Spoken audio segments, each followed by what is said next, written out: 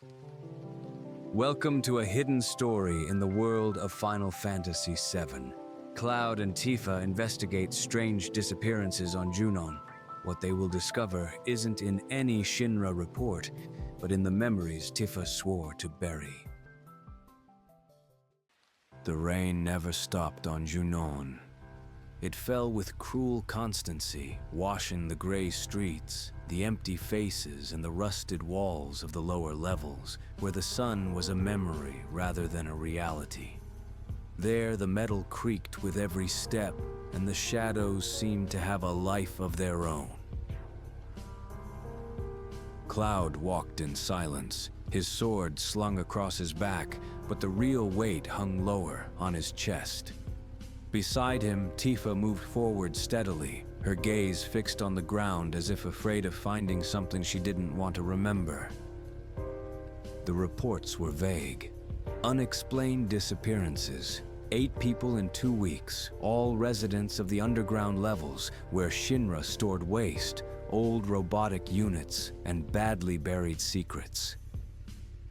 The air had a sweet smell, not of putrefaction, but of industrial decay, as if the metal itself were rotting. A boy watched them from behind a rusty grate. He said nothing. He just watched, his eyes huge, trembling. When he reached out, he retreated like a ghost. The elevator to the inner sewer level was blocked, but Tifa knew another way. One she'd used years ago when she'd still been able to laugh without looking over her shoulder. They passed through a narrow passage. The silence was as thick as humidity. Only Cloud's footsteps could be heard, dry, calculated. There was graffiti on the walls, crossed out words, strange symbols, and one repeated several times. He's back. As they reached the first vanishing point, the floor was littered with drag marks. There was no blood, no signs of a struggle, just a broken bed and a headless doll staring at the ceiling. Tifa picked up a small pendant from the dirt. She looked at it for a few seconds. "This was Elian's," she murmured, barely audible. "He slept next to me in the orphanage." Cloud didn't answer. He just lowered his gaze as if trying to hide a question that shouldn't be asked. They continued descending. They passed through a tunnel where lights flickered rhythmically. In one of the side chambers, they found fresh marks, scuffled shoes, footprints, and something else. A moving wall. Cloud forced it open with his sword. The metal gave way with a sharp whine, and what lay behind it was a hidden laboratory. There was no electricity, but the walls were filled with broken screens, open cages, and a feeling impossible to describe. In a corner, a partially burned journal. Only a fragment was read. Subject shows attachment to figures from the past, especially the girl from N. Tifa paled. She dropped the notebook. Her hand was shaking. It can't be him. He can't be here. Tifa's voice hung in the air like an open wound. Cloud said nothing, but his steps slowed, as if every meter gained inside that laboratory was a meter lost in another part of himself. Elian, the name he'd barely heard now took on a brutal weight. Was it possible that one of the children from Nibelheim was here, linked to Shinra's experiments? One of the screens flickered for a moment. A still active relay displayed frozen images, fragments of a video.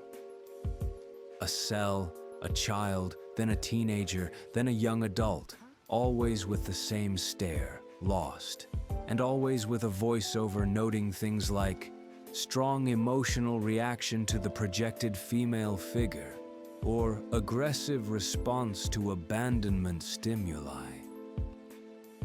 A door closed in each clip.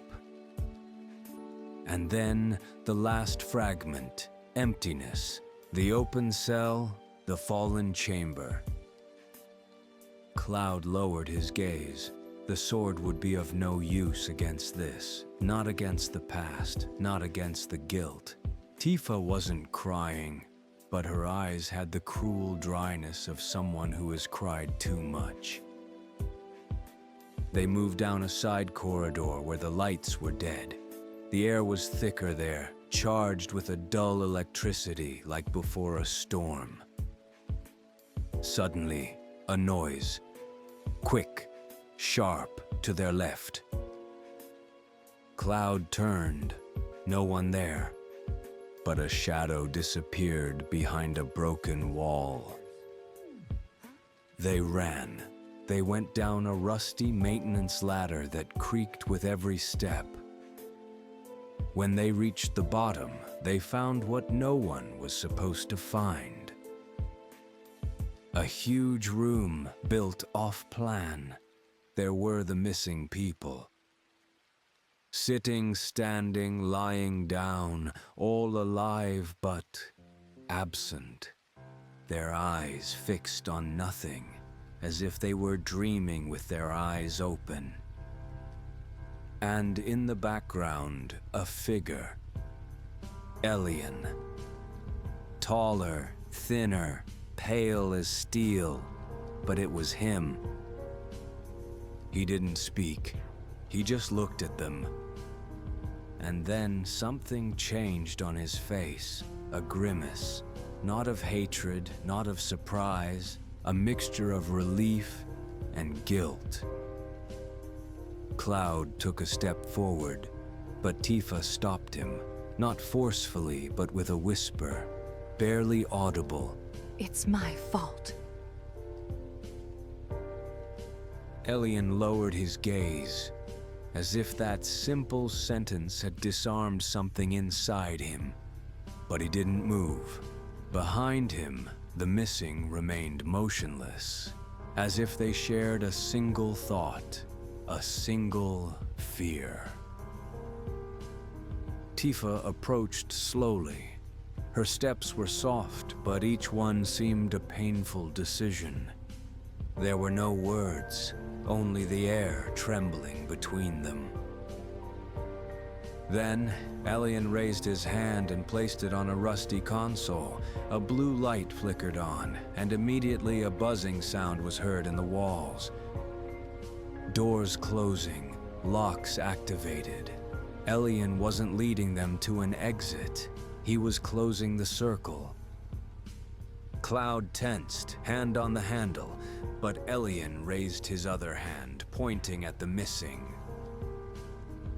A voice, his own, emerged from a speaker on the wall, recorded long ago. These subjects are disconnected from emotional time. They feel no fear. They have no desire to escape. They seek an attachment figure. Without one, they shut down. Tifa understood first. Elian kept them alive. He wasn't their jailer. He was their anchor, the only link between these broken minds and reality. But that came at a price. The lights began to flicker. The power in the place wouldn't last much longer. Tifa walked toward him. She extended her hand, but Elian didn't take it. Instead, she looked down and activated a switch hidden beneath the console. A hatch opened to her left, an emergency tunnel. The missing, as if sensing something, began to move, one by one, slowly, as if coming out of a trance. Elian didn't move. Tifa looked at him one last time. She said nothing. Cloud took her arm. The tunnel wouldn't stay open forever. They left. Minutes later, the lab collapsed. No one ever found a trace of them again. The missing survived, but they never spoke again. That night, in the rented room above a bar in Junon, Tifa held the rusty pendant between her fingers. She didn't cry.